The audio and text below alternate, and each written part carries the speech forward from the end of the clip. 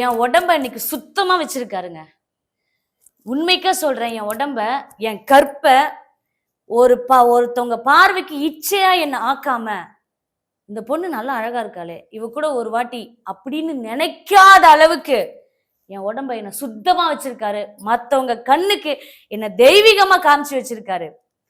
Jeans pant ரோட்லயும் drums ஒரு சத்தம் என்கிட்ட கேட்டுறக்கூடாது. ட்ரம்ஸுக்கு ஆடுறவ நான் ஒரு ஆம்பளை மாதிரி ஒரு என் பெண்மையை நான் உணர்ந்திருக்கேன்.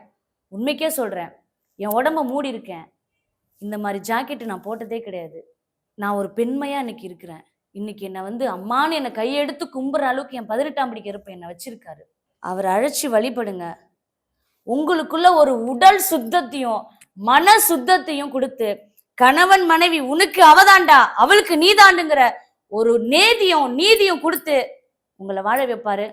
சந்தோஷமா தைரியமா அழைங்க.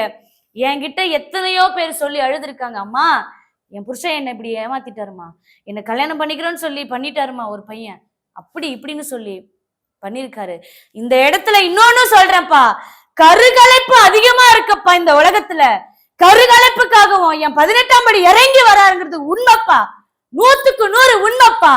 மாதவிடாயும் கிடையாது, கள்ள தொடர்பும் கிடையாது, கருகலைப்பும் கிடையாது. நீ என் 18ஆம் படிய மனசார கூப்பிட்டு உள்ள வை. இது அத்தனையும் தடுத்து நிறுத்தி உங்களை ஒரு மனுஷனா வாழ வைக்குவாரு. இது உண்மை உண்மை உண்மை.